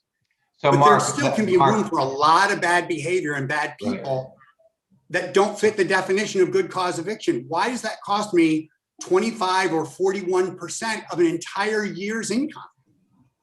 So Mark, what we tried to do, and it's not the perfect solution, but we tried to create a hedge, and it's the 1 year a lease has to be renewed before this good cause law goes into effect. So the thinking is, and this is what we appropriated from California, was that, you know, often you know whether someone's a creep within the first year. That, you know, it might be less common where they were great the first year and then they became a creep in the future. So it's not a perfect solution, but that it was, you know, and I tried to address that earlier in terms of why we added this provision that the GC law doesn't go into effect until the second year. You know, that was one of the reasons. And thank you. And that's a good step. As you say, it's imperfect, but it feels like progress. Like, I don't think anyone here is looking to get at a bad scenario for good people. And I think you're all working really, really hard to make sure that's not the case, but we're not there yet with this language and this law, despite all the hard work and good intentions. So I don't want to overspeak and take up too much of my time, but I'm very grateful for everybody, and I'll continue listening. So feel free to respond if you wish. Good night. Adele or Liz, do either one of you want to speak next? Well, originally I wanted to say exactly what Mark was saying. You know, for example, approximately 4 months of rent goes to property taxes. To have to give a tenant 3 months or 5 months to move. Bill had a good suggestion. It was just short, saying that if you have less than X amount of units, then it would be 1 month's rent. He said something like that. I think that's, I didn't like this law at all, because I really have been affected drastically, much more than people with more student rentals in the eviction moratorium. And I know what abuse can take place. So I would hope that you could lower that from 3 months and 5 months, because it could be $10,000 or $12,000, and small landlords with individual properties cannot afford that. They just cannot afford that. So a larger landlord who maybe 10% of their income goes to property taxes is different. But you're talking giving 3 to 5 months rent. It's crazy. I mean, we don't have the money for that. So I would hope that you would lower that to 1 month for maybe smaller buildings or smaller landlords. So that's what I have to say about that particular piece. I have other pieces I'd like to comment on later. But Adele, what about a lower amount? I think might cause more problems for that relationship. Legitimately, you know, I think that a lower amount would, in every case, that this last ditch, you know, emergency scenario that we wrote in hopes that it's not used except when absolutely necessary. I think a lower amount would not. I know a lower amount. I know 1.5 months wouldn't be enough for me to be relocated. You know, I also think I wouldn't be able to do it. I wouldn't be able to do it larger landlords would be able 3 to months. offer that. Smaller landlords would not be able to offer that. So I believe smaller landlords would not be able to offer this amount of money. But I think if you're the situations that both yourself and Mark are describing, I think you could probably put your finger on a good cause. It seems like that the landlord or that the tenant is in violation of terms of the lease. They're creating problems, and that's your path. Your path is not that you're handcuffed to giving them 3 months. So I disagree. I think with smaller landlords and smaller properties, it's harder to find things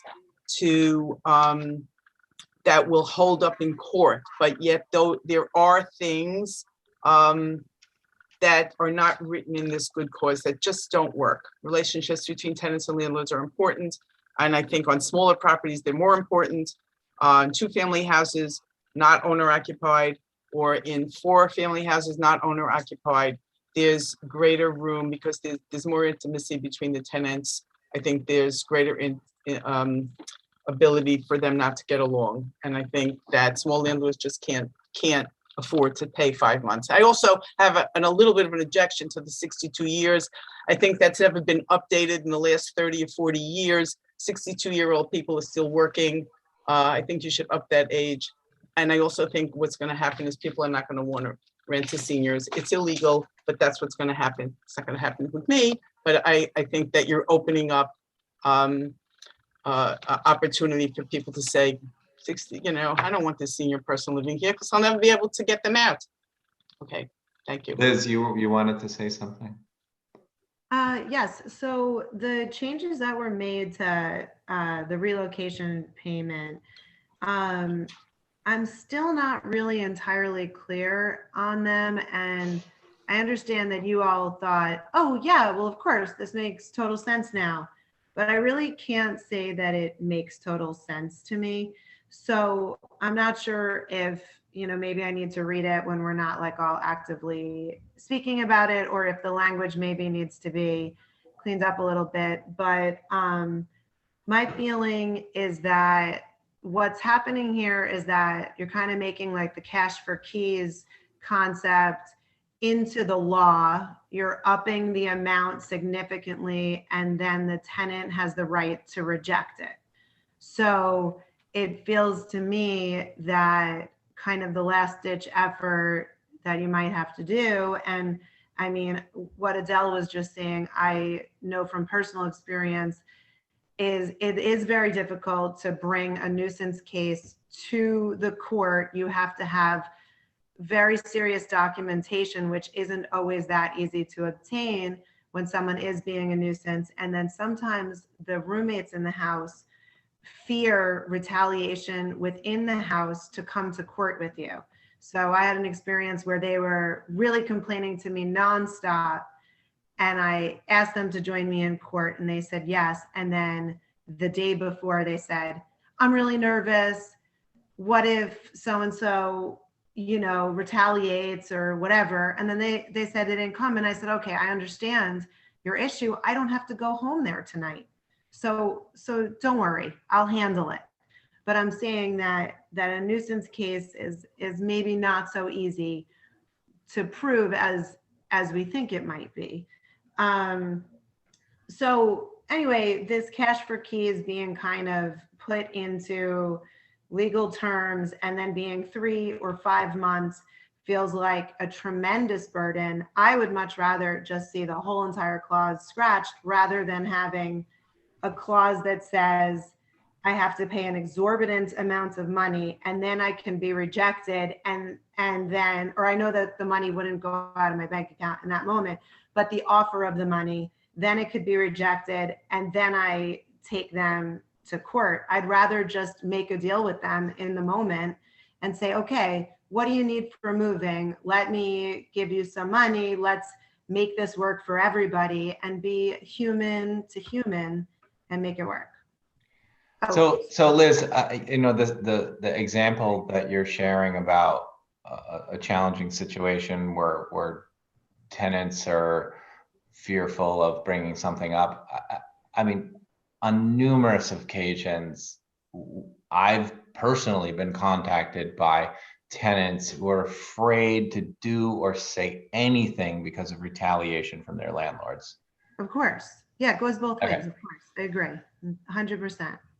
I think it's just, it goes both ways. I think that's the thing that's, the law ignores. And that's what we're trying to address, is we're trying to create a process where we're trying to make sure that housing is as stable as possible. I understand that, but I think that, putting it on one group of individual citizens rather than the government, addressing those issues, I just, I fundamentally disagree with it, obviously. But just going into the detail of the relocation payment. Definitely check out the City of San Francisco's section 37(9)(c), tenants' rights to relocation for no fault evictions. I mean, that's where this was.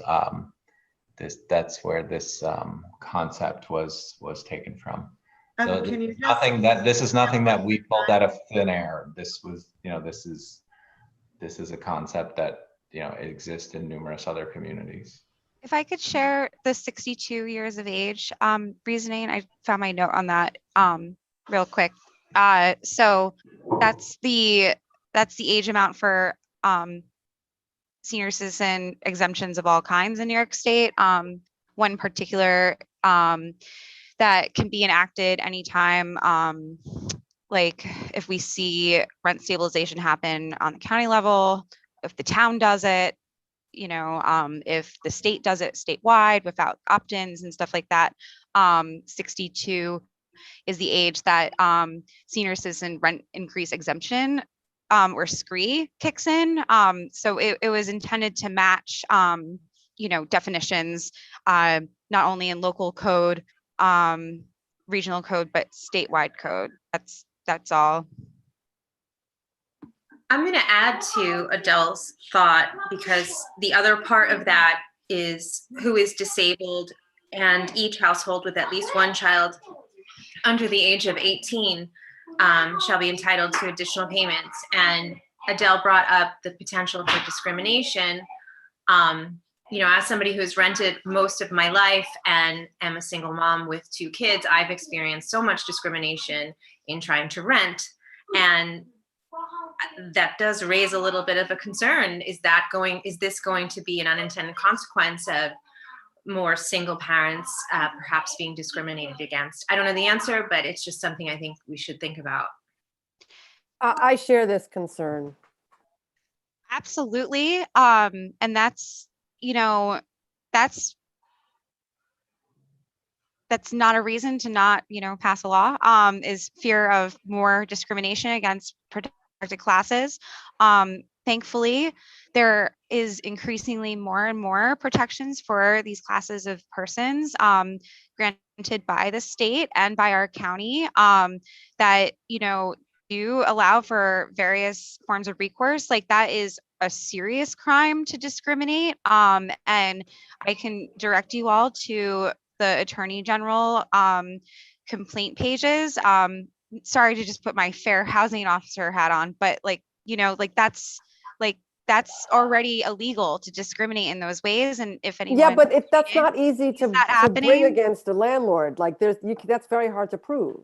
That's not something that's easy to go in and try to. That's not for us to consider right now at all. That's why the Attorney General's office has a specific form that I give out frequently to people who say, I believe I'm being discriminated against because I have kids, because I have disabilities, because I have, you know, certain sources of income, because I am a student, because I'm not a student, because my employment is XYZ, because my, you know, incarceration background is the following. Like, I Alex, share this as much as all the time, and they follow through and have case tickets like in our own village. But I think what at least I know what I'm saying is that perhaps this language perhaps doesn't belong in this section. I don't know if that's the correct answer, but I mean, I totally know, but we also know people, especially single parents, don't have time to you know, hunt down landlords and go to court over that. You're just quickly trying to find the next apartment. So Stana and Michelle, would you suggest that we just keep it at 3 months and just remove all reference to 62 or having kids, so that you don't end up with that risk of discrimination? It's just like 3 months for everybody. Yes. Yeah.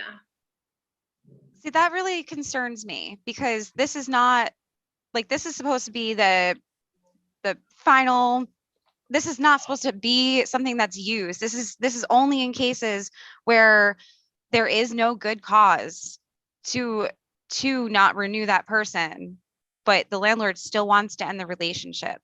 It's not supposed to be used. So if we're going to start worrying about unintended consequences, we have to consider unintended consequences, though, Alex. That's not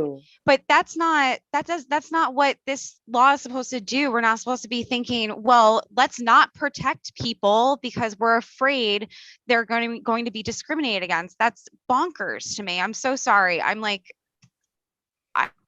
just floored. Like, what can we do to make those protections more clear is what I'm asking, not remove them. It's protecting giving people more protections. You could think about it both ways, Alex. I hear you and see exactly what you're saying, but you can flip it and say, you know, like Matt Eiler mentioned earlier about the unintended consequences of rents being increased. Perhaps, I don't know, but we need to maybe think about it. Perhaps we chew on this after, you know, in our own time, but is this something that would make landlords say, oh, I'm not going to rent to anyone over 62 now, and I'll just, you know, the landlord has 20 applicants, they're going to choose the 20-something-year-old, I don't know, and not, you know, people who are older, people who are disabled, and people who are single parents or are already discriminated against in the housing rental market. And is this just another thing in that discrimination toolbox, if you will? There's just a thing to chew on. So how do we add more to this to curious. protect them, these I'm classes curious. of people? I'm curious what you think, Tim. Do you think it's creating an unintended consequence there? In this situation, I kind of see both sides. I'm not, I mean, if this gets you guys comfortable, you know, maybe just keep the first sentence and then remove the rest of the paragraph. I would be open to putting that in as a suggestion and then sleeping on it. But where's Bill? What does Bill think? You beat I mean, me to it. the idea, like, I think to Alex's point, the idea is that this is supposed to be a safety valve that's rarely, if ever, used. It's really just a concept that creates another good cause, because we just can't even imagine what that might be. I 100% see that, but landlords are going to be reading good cause before they create leases with people. And is this going to make them say, oh, I already don't like renting to these types of people, and create more of a discrimination? I don't know. I like the idea of sleeping on it. Me personally, I like ruminating on things. So if we all want to do that.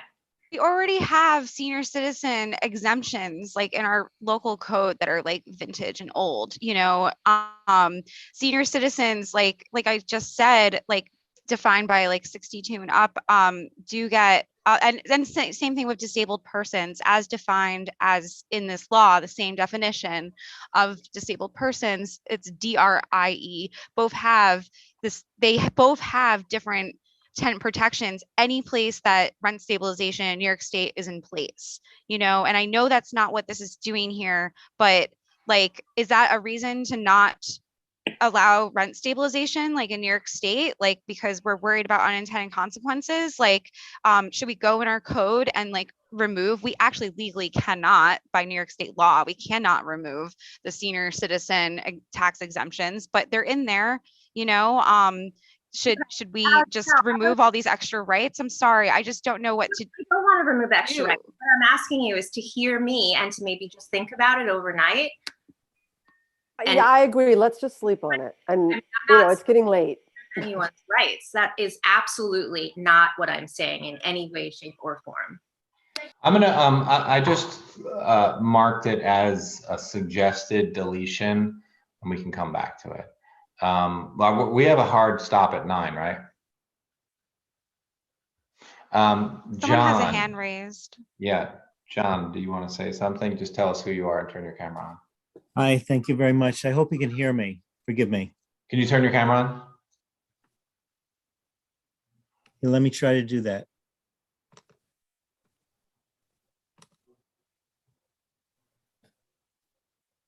Hi, good evening, everyone. My name is John Lytell, and my great aunt was Mildred Haig, and she owned the property at 19 North Chestnut Street.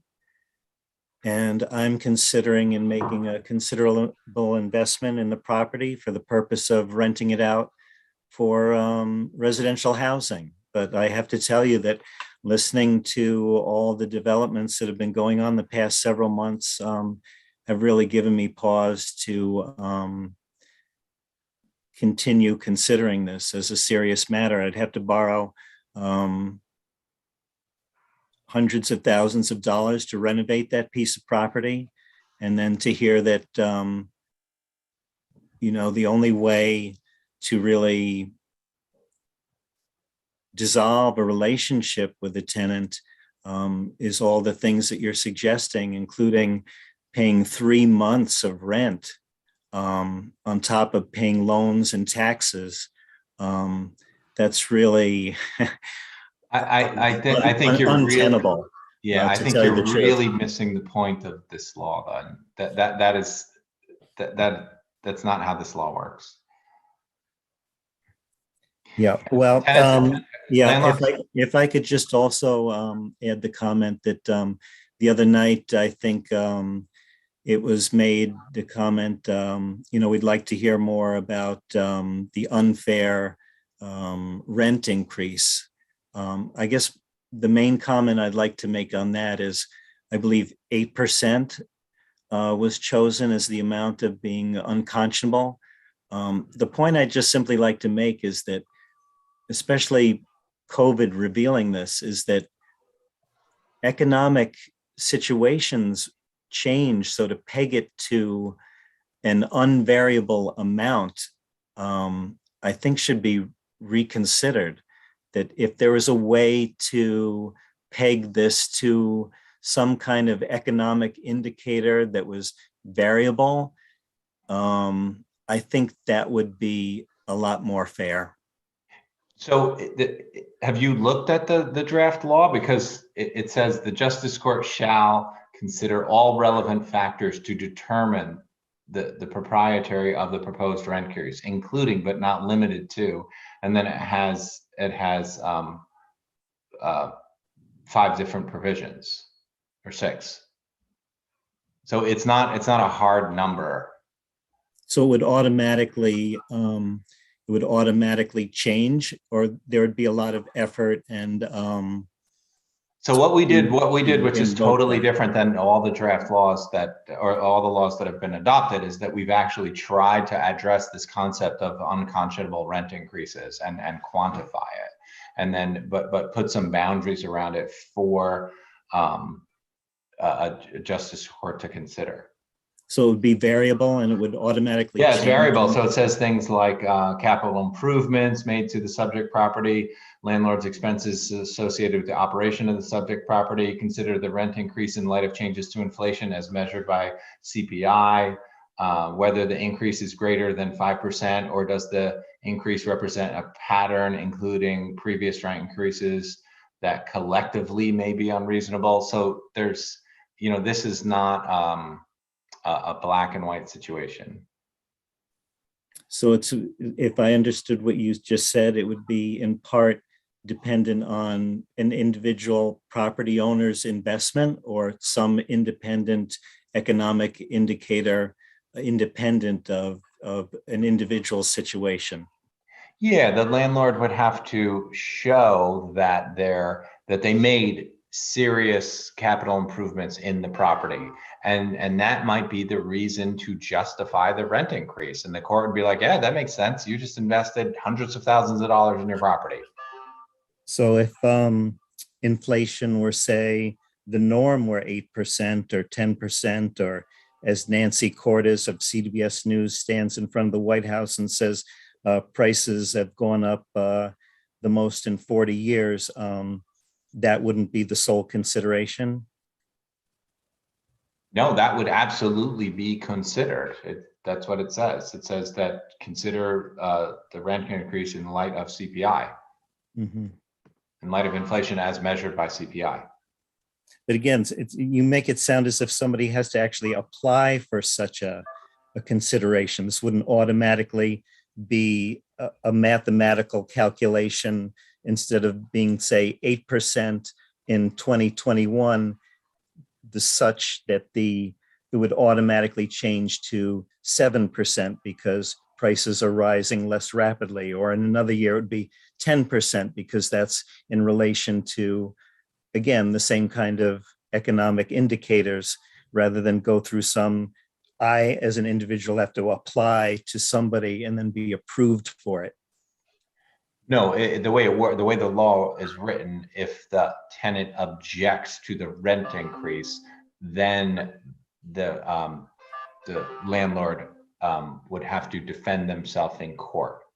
Yeah, I think that's what I object to, is that each individual has to then apply and appeal on their own, and their own individual situation has to be considered. That seems very unfair. If it was just a blanket thing that said, look, CPI, some kind of measure of economic prices are going up X amount, everyone gets the same blanket amount. Now they can only do a 6% increase. That's considered egregious. In another situation, 10% is considered egregious, without having to prove that, you know, you've done something special above and beyond what the average economic situation across the country is. Well, I personally think having flexibility and be able to consider a few different factors actually makes it better for both tenants and landlords. You know, I respect your opinion on that.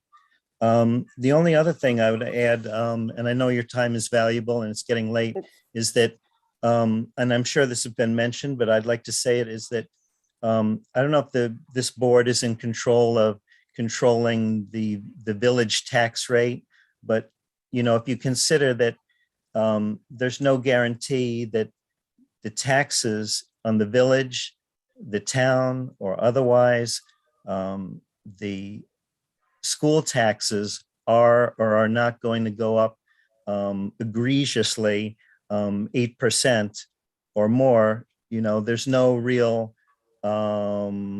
mechanism for landlords or landowners to say those are egregious amounts, and you would then, as those entities, have to go through the same machinations to prove that those are legitimate increases. So there's two things, right? There's the New York State tax cap law. You can't raise taxes by more than 10% or the rate of inflation. And also, our administration hasn't raised rates in village tax rates in 7 years. Additionally, if someone objects to like the budget that we come up with this spring, we could just be voted out of office. Like that's the power that taxpayers have. Like, get rid of the people who are determining these budgets and put someone else in there to approve a different budget. Thank you for pointing that out. I wasn't aware of that, so I appreciate that. Yeah, we're super proud that we run a, you know, we try to make sure that we're providing services, but also being super mindful of not raising taxes. Yeah, thank you, Tim. I really do appreciate your perspective and sharing with me what you know about this issue. I wish I knew more about it, and I'm going to educate myself more about it to better understand it. I think it's super exciting that you're considering renovating your, you know, Millie Haig's property, your relative. That's fantastic. Thank you. You know, it would be a sizable investment, as you who are intimately connected to the village know this piece of property and have walked by it and see that it needs a lot of love and care. It would be a sizable investment, and to consider that I would have to pay somebody, you know, 3 months rent to, and that the fact that they could reject it, I have to say, that's almost a deal breaker in itself, to be honest with you. Yeah, but landlords had said over and over again that there's much more value in keeping tenants that they like. I mean, that I think is, you know, landlords work really hard to, you know, maintain good relationships with their tenants. No, I'm well aware of that. I actually have a rental here on Long Island where I live. And for me to lose 1 month's worth of rent for whatever the reason is, that it's vacant and I'm trying to find the next tenant, you know, my theory is that I would rather raise the rent only 2% and keep that tenant rather than lose a full month's worth of rent. For me to regain that full month, let's assume for a second the rent is $2,000 a month for a single family home where I live. Yeah, a bird in the hand is worth For more. me to recoup $2,000 over several months, is a considerable amount of time. So no, I don't want the place empty, and I don't want to lose a good tenant. The whole point is, as you know, I'm not trying to be patronizing, is to have someone in there all the time. The only reason you would ever want to get rid of anyone is because they're a tremendous, they're just totally disrespecting the property, or they don't pay the rent. And the laws, as I understand them, is either it's a holdover because the lease is expired, or that they don't pay the rent. Those are the only reasons you can get rid of people now. And I don't see why that's not really adequate, to be honest with you. Right. We're going to try to hard stop shortly. So Yes. we have another hand raised. Thanks, John. So Yeah, Matthew no problem. T, Let me sign on for now. Okay, Matthew T, do you want to make a final comment, and then we're going to conclude for the evening? Yeah, thank you. Again, I just want to thank the board and everybody who spoke today. I think a lot of good points were brought up. My perspective is definitely, it was good to get those perspectives. I just wanted to reiterate a comment that was made earlier today, in light that that the board's not going to vote on this today. Hopefully we vote soon, one way or another. While the vote's been going on, while it's been deliberated, there has been a real human cost. So I just hope that's kept in mind and that the vote's brought to the table soon. Thank you. Thanks. You want to stick with our hard stop, or? And if I might, I just thought John's comments were freaking awesome from Long Island, right on the money. Thank you. And I just want to say that Mildred Haig was one of New Paltz's best assets. So that house, I hope he does it good. I had many a nice tea while signing signatures for the Democratic Committee with Mildred Haig. So. Okay, we're gonna motion to adjourn. Second. Second, all in favor? Aye. Thanks all so much. Thanks, everybody. We'll keep going. We'll keep going.